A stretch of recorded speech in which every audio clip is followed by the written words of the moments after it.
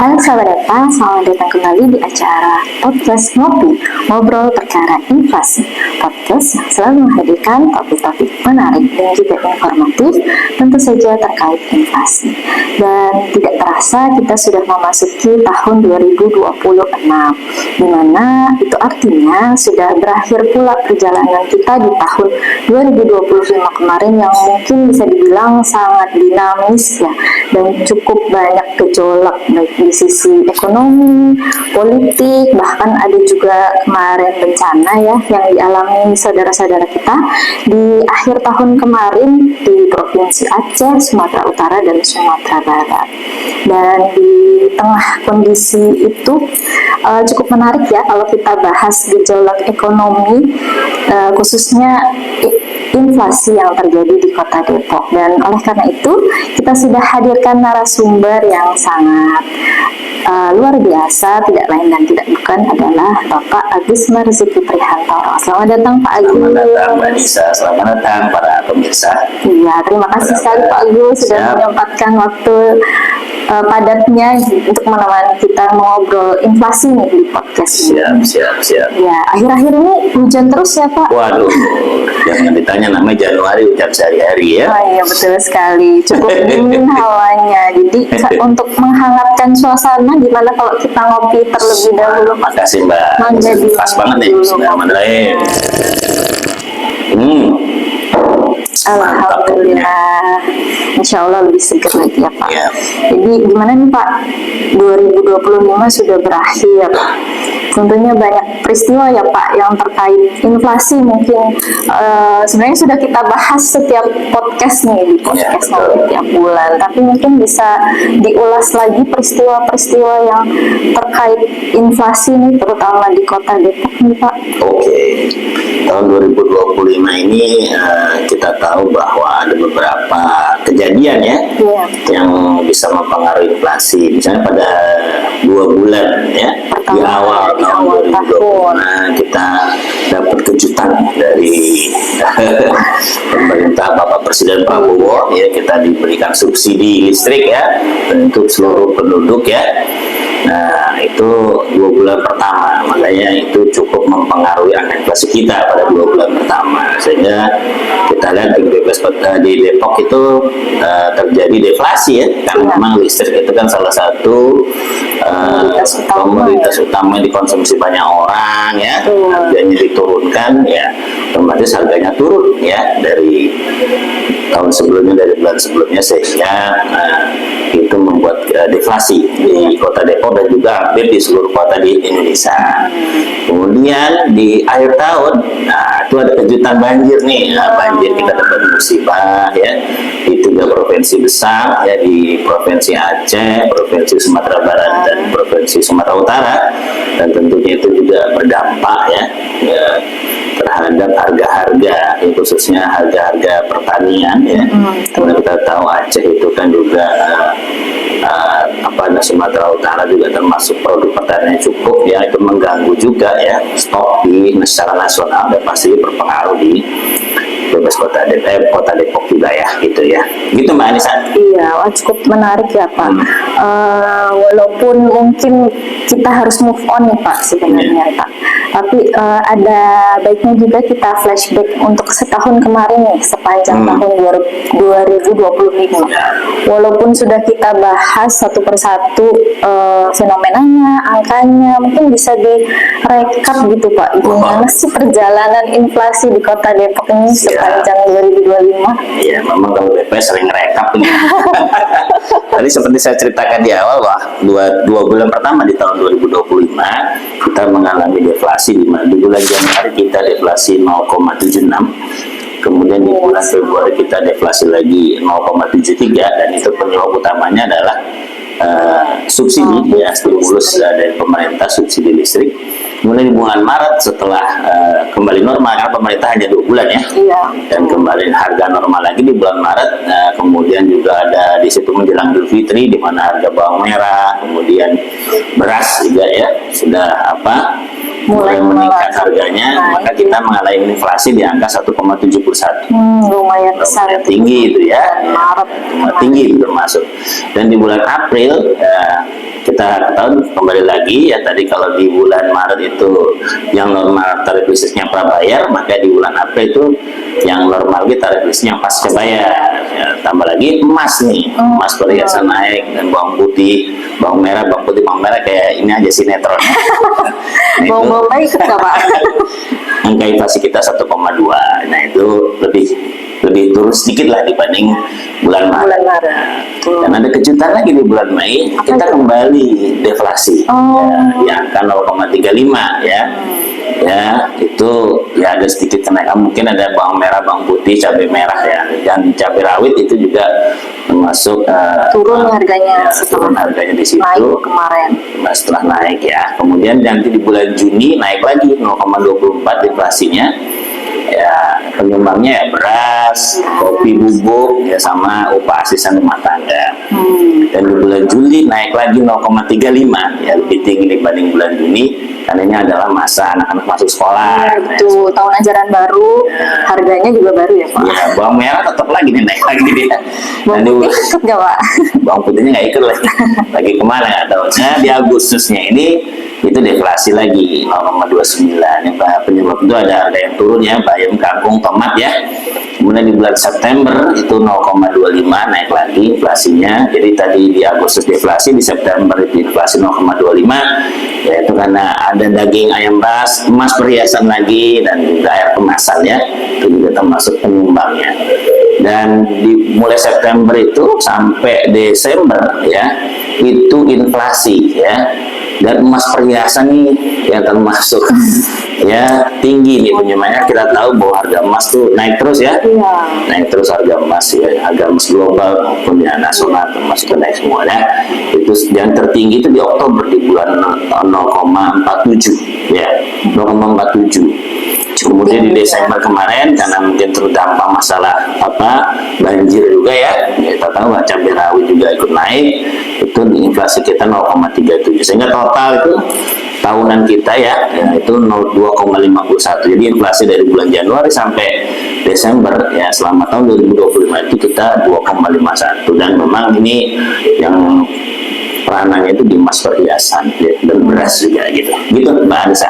Iya, tadi Bapak sempat saya lihat berulang kali menyebutkan sekali lagi emas perhiasan, sekali lagi emas perhiasan. Betul. Cukup tinggi ya andilnya Pak terhadap inflasi di Kota Depok ini ya Pak? Ya, cukup tinggi memang. Jadi memang emas perhiasan itu selama tahun 2025 itu dominan ya. Jadi dia selama 11 bulan tuh naik. Ya, dia hanya turun itu di bulan Juli saja, itu pun turunnya cuma sedikit ya, di bulan Juli tahun 2025. Nah, tadi Mbak Nasya nanya andilnya itu sebesar 0,86% pemirsa ya, cukup tinggi, dan memang beras itu 0,15 lebih rendah gitu andilnya. Jadi tadi kan kita tahu bahwa inflasi tahun 2025 kita sebesar 2,51 itu penyumbangnya cukup terbesarnya adalah dominan dalam emas 0,86% dan beras sekitar 0,15%. Begitu Mbak Anissa. Luar biasa ya Pak. Berarti andil dari emas itu sudah investasi emas belum? Waduh, saya sendiri sudah jadi emas ini.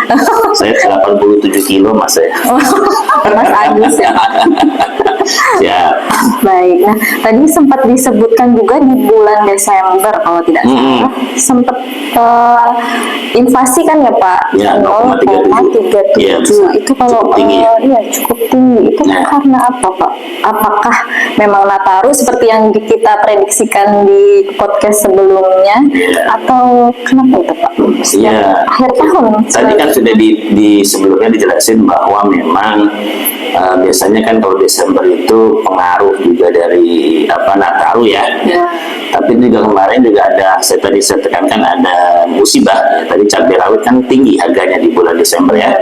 Di bulan Desember kan memang cuaca ekstrim, tadi Mbak Anissa bilang hujan terus ya kan. Desember Januari ini kita hujan terus. Biasanya kalau hujan terus itu pengaruh ke komoditas pertanian, khususnya cabai ini kan. Nah itu, kita 0,37 itu ya terbilang cukup tinggi sih, walaupun kita masih ya dalam batas-batas range ya yang ditoleransi oleh Bank Indonesia ya. Kalau secara tahunan itu kan sekali lagi saya katakan 2,5% plus minus 1 ya, antara 1,5 sampai 3,5. Dan kita tadi secara total itu kita masih secara tahunan ya, kita masih di dalam batas toleransi. Dan kalau kita bandingkan di bulan Desember, dari bulan Desember 2022 kita inflasinya 0,32 ya kan. Kemudian di 2023 Desember itu turun 0,27. Kemudian di Desember 2024 itu turun lagi 0,24. Nah, di Desember 2024 naik nih ya 0,37. Jadi kalau kita bandingkan per Desember dari tahun 2022, ini yang tertinggi nih sekarang 0,37. Tapi memang rata-rata memang tinggi ya Pak. Iya, karena memang satu Nataru ya kan, Apalagi tambah libur juga. sekolah, tambah cuaca ekstrim. Cuaca ekstrim betul sekali. Dingin empuk nih. Cuma sekarang awalnya dingin sekali ya, jadi Iya, betul. ya jadi cabenya kedinginan jadi mempes. Stoknya dikit, jadi permintaan banyak, stok dikit. Iya betul. gitu. Pengaruh lah kalau hujan itu pengaruh. Ya. Nah tadi sempat dibilang juga bahwa YoY-nya Kota Depok itu 2,51. Betul. Nah, Bapak sempat mention tuh di beberapa kali podcast bahwa target Bank Indonesia itu 2,5 plus minus 1 ya Pak. Ya, betul. Sementara YoY kita 2,51, cuma selisih sedikit gitu Pak. Apakah ini maksudnya sangat terkendali gitu? Padahal kita kan nggak menerka-nerka ya Pak, kita berdasarkan lapangan gitu ya. Betul Mbak Anissa. Terkendali berarti ya Pak? Oh iyalah kan titik acuannya itu BI adalah 2,5. Jadi plus minus 1 bisa minus 1,5 kiri atau plus 1,3,5. Artinya secara sentral kita ini mendekati di angka 2,5. Dan itu berarti artinya 2,5 itu kan inflasi yang terkendali, yang aman. Jadi kalau saya katakan berkali-kali bahwa deflasi juga nggak bagus, gitu ya, terlalu tinggi inflasinya juga nggak bagus. Nah maka di angka 2,5 itu pas. Nah kita ini angka inflasi kita tahun 2025 sebesar 2,6% itu kita termasuk 3 besar di seluruh Indonesia. Jadi kalau kota Gorontalo pas nih di angka 2,5. Nah, kita geser dikit lah 0,01, 2,5 dan kamu satu lagi di kota Singaraja. Tapi untuk di Jawa Barat kita paling pas nih seluruh. Nomor 1 kita di Jawa Barat. Kalau dari acuannya adalah 2,5. Tadi 2,5. Segitu Mbak Anissa. Mantap lah. Berarti kalau ada award nih top 3 gitu deh. Wah iya Podium betul. ya Pak. Kita udah top di Jawa Barat lah gitu. Nasional udah nomor 2 malah ya gitu ya. Kan dari abjad kita D sehingga masih S. Bisa ya Pak di cocokologi. Sambil minum ya Mbak Anissa. Ya mangga Pak, diminum dulu. Nah, mungkin Sobat Data semuanya juga bertanya-tanya, kenapa yang dimention menjadi target Bank Indonesia itu 2,5 plus minus 1 gitu. 2,5-nya itu sebenarnya apa sih Pak maknanya, kenapa BI itu menargetkan angka sebesar itu gitu? Ya kembali lagi saya ulangi lagi di setiap podcast bahwa inflasi ini kan sebenarnya itu ada 2 sisi gitu ya, dari sisi produsen, dari sisi konsumen ya kan. Nah ini 2,5 ini angka yang balance lah, yang pas. Jadi dari sisi produsen ya dia bisa dalam tanda kutip dia diuntungkan walaupun tidak terlalu untung misalnya. Dari sisi konsumen juga demikian, karena kalau harga terlalu tinggi artinya inflasinya terlalu di atas 2,5 misalnya 4,5, itu yang rugi konsumen ya kan. Tapi kalau terlalu rendah yang rugi produsen kan, seperti itu ya. Jadi ini angka yang tadi kita yang 2,5 itu angka dianggap angka yang aman ya. Jadi 2 sisi ini antara produsen dan konsumen, artinya inflasi yang terkendali lah kalau dalam tanda terkendali. Jadi artinya nggak terlalu tinggi, nggak terlalu rendah, sehingga dua-duanya ini diuntungkan nih gitu kan. Nah itu makanya angka inflasi tadi yang 2,5-nya itu artinya angka inflasi yang ditoleransi lah sama BI yang relatif aman. Jadi di situ nggak terlalu naik harganya, juga nggak terlalu turun gitu ya. Gitu mungkin Mbak Anissa. Ya. Jadi ekonomi juga tetap berjalan, tapi konsumen juga tetap bisa menjangkau gitu. Betul. Tetap bisa membeli. Ya kalau harga terlalu rendah kan juga nanti produsennya pada mati. Iya. Ya kan? Iya, sementara dalam kondisi ekonomi seperti ini udah banyak ya Pak usaha-usaha yang Nah, kalau yang terlalu tinggi konsumen teriak ya. Tapi kalau misalnya harga bahan pokok tinggi bahaya kan. Sekali-kali pernah saya katakan bahwa kalau harga bahan pokok ya apalagi beras itu naiknya terlalu dahsyat, terlalu tinggi, itu gejolak itu, dan itu bisa ke arah gejolak politik nanti karena orang kan butuh makan, ya kan? Kalau harga terlalu tinggi, makanan pokok itu, makanan pokok, nasi, ya. bensin terlalu naik, wah pasti demo itu nanti, gitu ya, gitu Mbak Anissa ya. Nah, kalau tadi sempat dibilang nih, Depok kan masuk top 3 gitu, terbilang aman gitu. Ya, betul. Nah, kalau kita lihat tetangga-tetangga nih Pak, kita intip, biasanya kan tempat tetangga lebih hijau gitu ya Pak. Tapi gimana dengan kapkot tetangga kita Pak yang di Jawa Barat nih Pak? Ya, tadi kan saya katakan bahwa di Depok kalau acuannya 2,5 ya, itu kita nomor 1 di Jawa Barat. Jadi kota Depok inflasi year on year-nya itu kalau acuannya adalah inflasi yang terdekat dengan angka 2,5, kita nomor 1 karena kita di 2,51 ya kan. Ada yang terlalu rendah misalnya seperti di Subang ya, Kabupaten Subang di 2,11 ya kan, terlalu rendah. Ada juga yang tinggi itu seperti di Kota Bekasi ya di 3,02. Kalau dibandingkan secara provinsi itu angka year on year-nya adalah 2,63 ya kan. Ya kalau misalnya walaupun kan masih dalam range 3,5 ya, masih aman sebenarnya. Masih aman. Nasional 2,92. Jadi kalau di Jawa Barat yang di kota inflasi ya, yang ada 10, kita ada 10 ya, itu masih di dalam range yang ditentukan BI antara 1,5 dengan 3,5. Tapi yang terdekat itu adalah angka di Kota Depok. Yang tertinggi di Kota Sukabumi ya, Ciko 3,14. Itu cukup tinggi, dan yang terendah tadi adalah di Kabupaten Subang gitu. Ini gitu Mbak. Jadi secara masih dalam range target BI. Walaupun yang paling dekat itu betul. Kota Depok. Ya. Nah, saya sempat mencari-cari nih Pak, YOY, inflasi YOY Kota Depok tahun 2024. Ternyata tidak sebesar YOY kita tahun ini gitu. Kalau tidak salah, tahun 2024 YOY-nya adalah sebesar 1,95.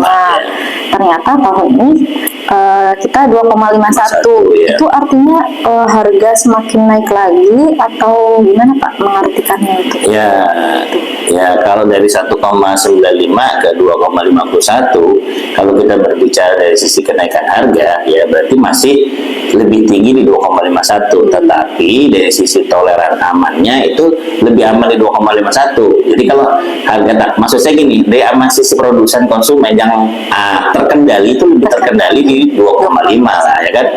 Kalau 1,95 kalau dia enggak, iya, tapi dari sisi produsen dia kurang terkendali, kurang diuntungkan. Kurang diuntungkan. Jadi yang pas itu memang yang tadi itu di 2,5 tadi itu gitu ya. Nah apalagi memang kita tahu emas perhiasan itu kan ya, kita tahu itu signifikan ya pada 2 tahun terakhir di 2024 atau 2025 ya. Kalau kita lihat andil emas perhiasan itu di tahun 2024 itu sebesar 0,34. Nah di 2025 dia naik tuh 0,86, cukup signifikan ya, dari 0,34 ke 0,5. Nah, artinya kalau kita melihat angka inflasi year on year tanpa komoditas emas perhiasan gitu ya, itu tahun 2024 dibanding 2025 sebenarnya hampir sama ya. Ya, hanya beda 0,03% gitu ya. Jadi berarti pelaku utamanya emas perhiasan. Jadi sebenarnya kalau dari sisi dilihat secara umum angka inflasi 2024-2025 itu ya terkendali lah ya kan, tadi range tetap. Jadi Depok tuh masih alhamdulillah belum pernah sih keluar dari range ya 1,5 sampai 3,5 ini. Jadi memang masih aman Mbak Anissa. Berarti pengendalian inflasi juga bisa dikatakan berhasil nih ya. Ya betul ya. Sekali. Nah itu tadi Sobat Data semuanya, perbincangan kami mengenai inflasi. Terima kasih ya Pak Agus atas insight menariknya. Dan podcast selanjutnya ditunggu ya Sobat Data setiap bulannya. Jangan lupa komen, like, dan subscribe. Saya akhiri podcast hari ini. Jangan lupa ngopi. Salam. Salam pemirsa. Salam Mbak Anissa. Bismillah.